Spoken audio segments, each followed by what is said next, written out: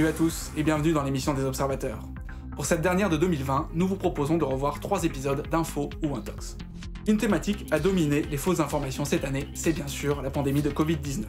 Elle a notamment généré nombre d'hypothèses complotistes, en voici 2 exemples. Cette peinture fut réalisée en 1962 et intitulée « La vie en 2022 ». N'est-ce pas étonnant ? Experts predict that by the year 2020, a new virus will rise, spreading from somewhere in Asia to the rest of the world.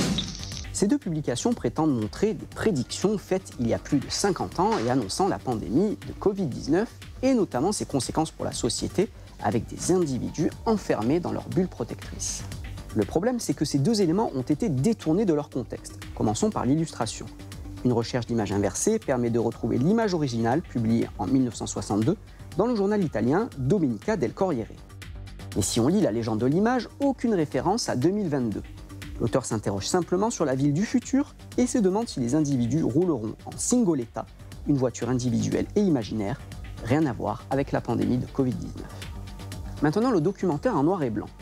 Il s'agit d'un assemblage de plusieurs vidéos qui n'ont rien à voir entre elles. Par exemple, cet extrait. Perhaps worst of all will be the emergence of a deadly and potentially devastating disease. Eh bien, cet extrait vient d'une banque d'images en ligne que n'importe qui peut acheter. Il a été ajouté dans la vidéo avec d'autres extraits, notamment venant d'un film de 1940. Nous avons contacté l'auteur de la vidéo originale. Il s'agissait d'une vidéo satirique imitant les codes d'un reportage ancien qu'il a publié le 29 février 2020 sur YouTube. La vidéo a été sortie de son contexte par d'autres internautes pour faire croire à une prédiction. Ce contenu a été créé avant tout pour divertir et dans un second temps pour susciter une réflexion chez les internautes. Les versions virales de cette vidéo ont été tronquées pour retirer le ton humoristique, ce qui a clairement dénaturé mon travail. En résumé, attention aux publications qui prétendent montrer des prédictions autour du Covid-19. Dans les 2 cas, il s'agissait soit d'une illustration bien réelle mais sortie de son contexte, soit d'une vidéo satirique détournée pour désinformer. Les mêmes images peuvent parfois circuler avec des légendes différentes et dont aucune ne s'avère vraie. C'est le cas de cette vidéo qui a été envoyée à notre rédaction. Dans le métro de Marseille, des policiers français s'en prennent à un groupe de Marocains et d'Algériens. Dans le métro de Paris, la police fait sortir ceux qui refusent de porter un masque à coups de matraque. Alors que croire? Cette vidéo a-t-elle été tournée dans le métro de Marseille ou à Paris? S'agit-il d'Algériens et de Marocains ou bien de personnes refusant de porter le masque? En fait, rien de tout cela n'est vrai. Et nous allons expliquer pourquoi. Tout commence avec cet internaute en Jordanie. Il nous a envoyé cette vidéo disant qu'elle circulait sur WhatsApp dans son pays, avec la légende sur les Algériens et les Marocains.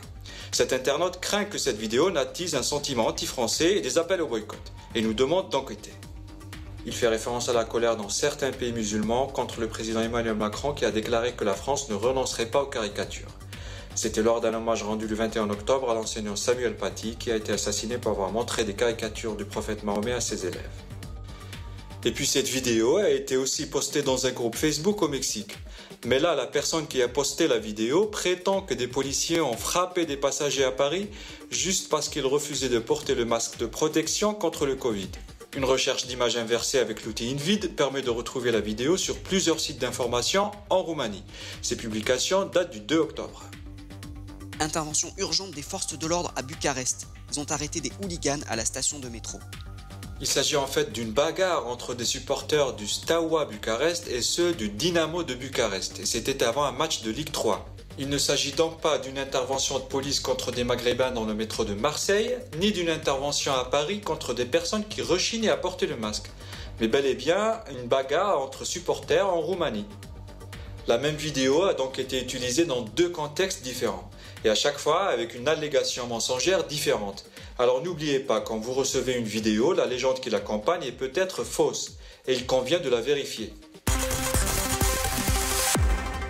Et pour finir, le cas d'une fausse information qui a circulé après une actualité qui avait fait la une dans le monde entier, le décès de Diego Maradona, le 25 novembre dernier. Le roi Pelé sur la tombe de Diego Maradona. L'ultime adieu. Les grands reconnaissent les grands. Cette même photo a circulé en anglais, en français et en arabe. Elle est censée montrer la légende du foot brésilien Pelé s'incliner sur la tombe d'un autre célèbre numéro 10, l'Argentin Diego Maradona, décédé le 25 novembre. Alors Pelé a bien publié un hommage dans lequel il parle de son grand ami. Les deux hommes se connaissaient et ils sont considérés comme les deux plus grands joueurs du XXe siècle.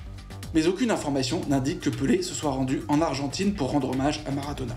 Alors pour savoir d'où vient cette photo, il faut faire une recherche d'image inversée. C'est simple, sur le navigateur Google Chrome, faites un clic droit sur l'image, cela vous amène à de nombreuses photos de pierres tombales.